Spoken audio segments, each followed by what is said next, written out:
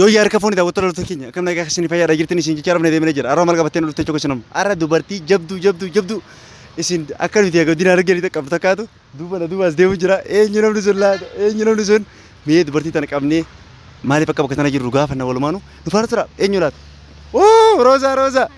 Assalamualaikum. Waalaikumsalam. Akka nagaa. Nagaami. Fayyaadha. Baga gammad. Baga walumaanuu gammadne. Way arra Roza bana bira. Iya. Rozuma. Bar uffata deemaa turte agarree kaameraa banee viidiyoo waraabaa. Abshira eegalatoome. Si agarraan viidiyoo kana bane.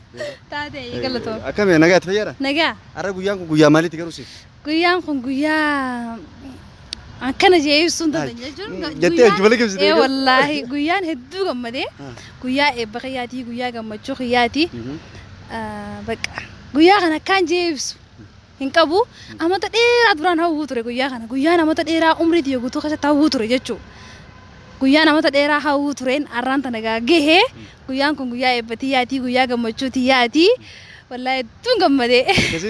Nuti illee hedduu si gammadne akka hawaasa Oromootti akka bultumittis akka dhuunfattis hedduu si gammadee arra waaw maashaallah moodelistiidha dubartii ajaa'ibaati dubartii kaayyoo qabdati jabduudha jeetiin si hawwa.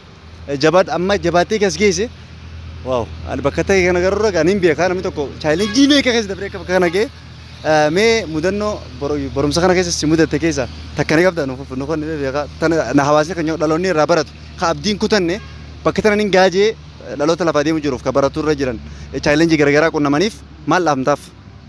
Egaa mudannoon hanga marallee mudannoon qabu garuu gaa dhaamsammoo niin qaba garuu.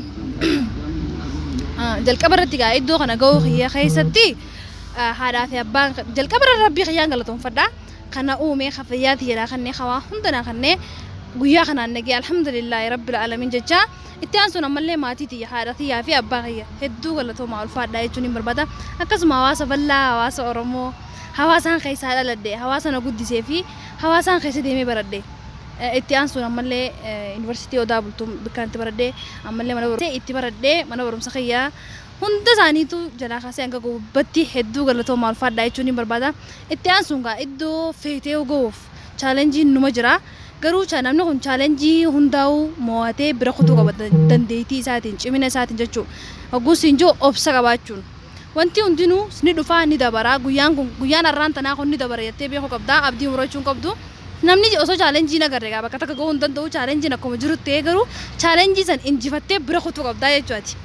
Kanaaf ispeeshaalii dubartoonni keenya jechuudha abdii muruu akka hin qabneen itti himaa yoo jabaatan jabaachuu qaba bakka yoo jabaatte wantummaan hundinuu easy laafaadha.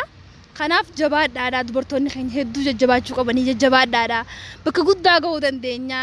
Kanaafuu guyyaan arraan tanaa kun ammas guyyaa dhumaatii miti guyyaa jalqabaati. Kana gunja'u itti fufa kanaafuu eebbiti xiyyaas gaa arrarraa eegalamti malee arrarratti hin dhaabbattu ganallee itti fufnaa barumsiinis itti fufaa jireenyinis itti fufaa wanni hundinuu itti fufaan siin jaa. Profeesara teenya jabduudha dhugaadha hanga inshaallah hanga muummicha ministeeratti taatee eebbifamte itti fufaa qala dhaabbatu. Itti fufa. Hedduu takkaanis akka bultumiitti hedduu akka dubartii jabeenya kan kee argee.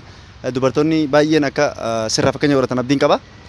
Maatii keetiif illee dhaamsa bareedaa dhaamtee namoonni gartee ilmaan keessan maatii akka maatii kan keetiif wanni kun amma maal ilaallata beeta ijoollee gartee harka qalleeyyii miskiina barachuu hin dandeenyeef waan ajaa'ibaatu ta'e. Kanaaf namoonni tokko yoo akka fedhallee ta'e namni gaafa barate of bira kutee hawaasa fayyada waan ta'eef ijoollee gargaara isin jenna barumsarra nama jajjabeessaa kanaan dhaamuu barbaadan illee hawaasaa fi jabaadhu galatoomi isin jedha nuti si waliin jirra si waliin qooddanna. Gammachuutee nyaasisan.